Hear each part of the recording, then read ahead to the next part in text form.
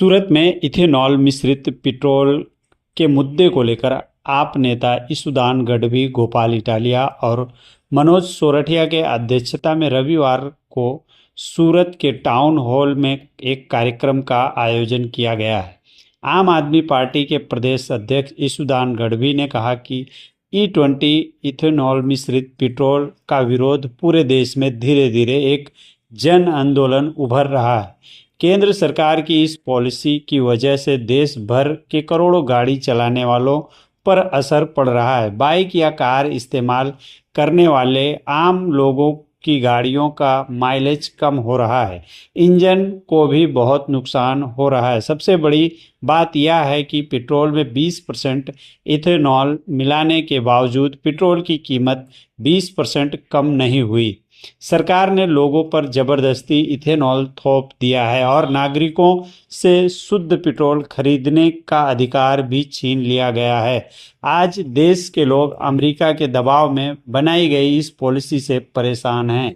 इसीलिए सरकार की इस पॉलिसी के खिलाफ आवाज उठाने के उद्देश्य से यह कार्यक्रम आयोजित किया गया है, जिसकी जानकारी आप नेता ईसुदान गढ़वी, गोपाल इटालिया एवं मनोज सोरठिया ने विस्तार से दी और लोगों को इस कार्यक्रम में सम्मिलित होने की अपील की।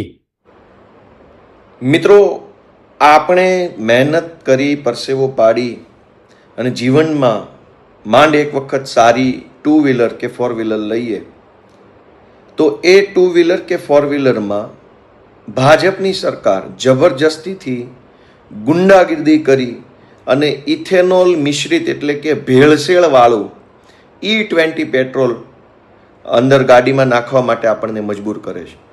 આ ઇથેનોલની ભેળસેળવાળું પેટ્રોલ નખાવાથી ગાડીની એવરેજ ઘટી જાય છે, એટલે કે માઇલેજ ઘટે છે, વારંવાર ગાડીને સર્વિસ કરાવવી પડે છે, ખર્ચો વધે છે, વારે વારે બંધ થઈ જાય છે અને સરવાળે આપણી મહેનત પરસેવાની કમાણી પાણીમાં નહીં ઇથેનોલમાં જાય છે।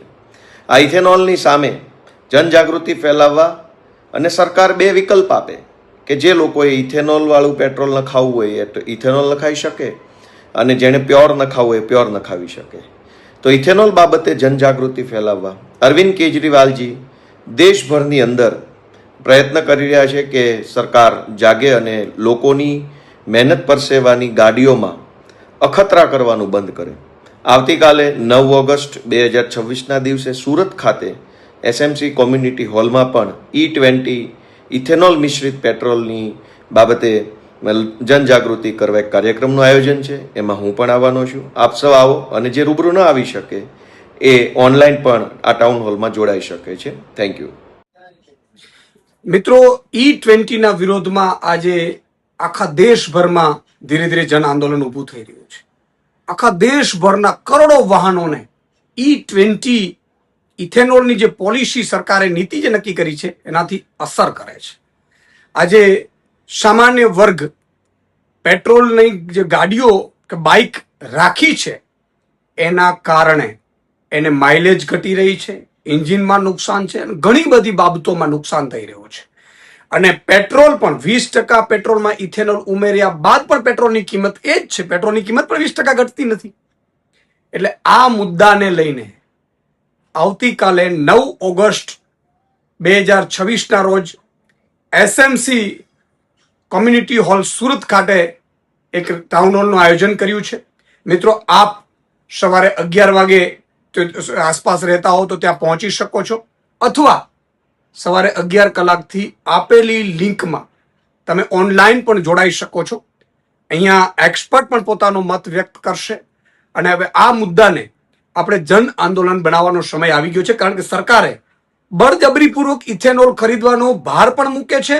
આપણે મહામૂડી ભેગી કરી અને કાર ખરીદી હોય, બાઇક ખરીદી હોય અને એમાં પણ આપણે પેટ્રોલ ખરીદવાનો પણ શુદ્ધ પેટ્રોલ ખરીદવાનો પણ અધિકાર સરકારે છીનવી લીધો છે અને 20% ઇથેનોલ ભારે મજબૂરીએ અમેરિકાના દબાણના કારણે મને લાગે છે કે એ નીતિ બનાવી રહ્યા છે, જેના કારણે આપણે સૌ પરેશાન છીએ। તો અવાજ ઉઠાવવાનો સમય આવી ગયો છે અને અવાજ ઉઠાવીશું આવતીકાલે ટાઉન હોલમાં।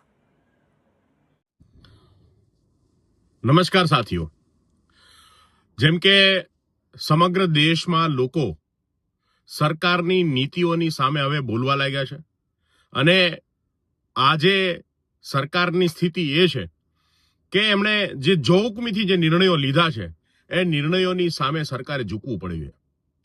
E20 જબરજસ્તીથી લોકોના ઉપર થોપવામાં આવ્યું છે અને આપણી પેટ્રોલ ગાડીઓ, ટુ વ્હીલર્સની અંદર અનેક પ્રશ્નો આવી રહ્યા છે, માઇલેજ ઘટી રહ્યું છે અને માંગણી કરે છે લોકો કે આ E20 બંધ કરવામાં આવે, છતાં સરકાર જે છે એ આ બંધ કરવાનું નામ નથી લેતી.